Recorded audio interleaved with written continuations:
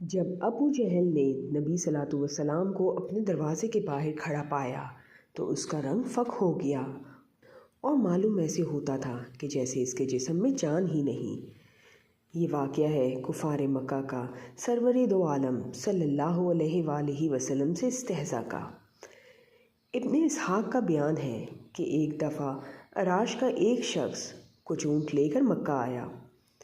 ابو جہل نے اس کے اونٹ خرید لیے اور جب اس نے قیمت طلب کی تو ٹال مٹول کرنے لگا۔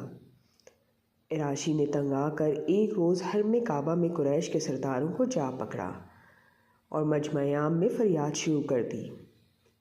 دوسری طرف حرم کے ایک گوشے میں نبی صلی اللہ علیہ وسلم تشریف فرما تھے۔ سرداران قریش نے اس شخص سے کہا، ہم کچھ نہیں کر سکتے، دیکھو وہ صاحب جو اس کونے میں بیٹھے ہیں ان سے جا کر کہو، وہ تم کو تمہارے پیسے ضرور دلوا دیں گے۔ عراشی نبی صلی اللہ علیہ وسلم کی طرف چلا اور قریش کے سرداروں نے آپس میں کہا کہ آج لطف آئے گا۔ عراشی نے جا کر نبی صلی اللہ علیہ وسلم سے اپنی شکایت بیان کی۔ آپ صلی اللہ علیہ وآلہ وسلم اسی وقت اٹھ کھڑے ہوئے اور اس کے ساتھ لے کر ابو جہل کے مکان کی طرف روانہ ہو گئے۔ سرداروں نے پیچھے ایک آدمی لگا دیا کہ جو کچھ گزرے اس کی خبر لا کر دے۔ نبی صلی اللہ علیہ وسلم سیدھے ابو جہل کے دروازے پر پہنچے اور کنڈی کھٹکھٹائی۔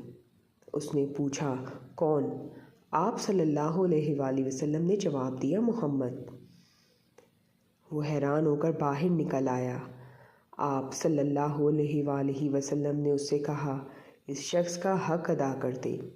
اس نے جواب میں کوئی بحث نہ کی، سیدھا اندر گیا اور اس کے اونٹوں کی قیمت لا کر اس کے ہاتھ میں دے دی۔ قریش کا مخبر یہ حال دیکھ کر حرم کی طرف دوڑا اور سرداروں کو سارا ماجرا سنا دیا اور کہنے لگا کہ واللہ آج وہ عجیب معاملہ دیکھا جو کبھی نہ دیکھا تھا۔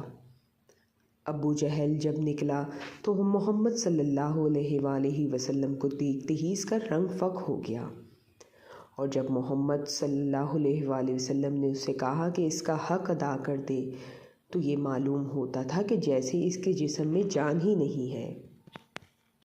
بے شک نبی صلی اللہ علیہ وسلم اللہ کے محبوب ہیں، اور جب بھی کفار مکہ نے کوئی سوچ سوچی تو اللہ نے انہیں دکھا دیا کہ محمد صلی اللہ علیہ وآلہ وسلم حق پہ ہیں اور کفار کی ہر سازش ناکام بنا دی۔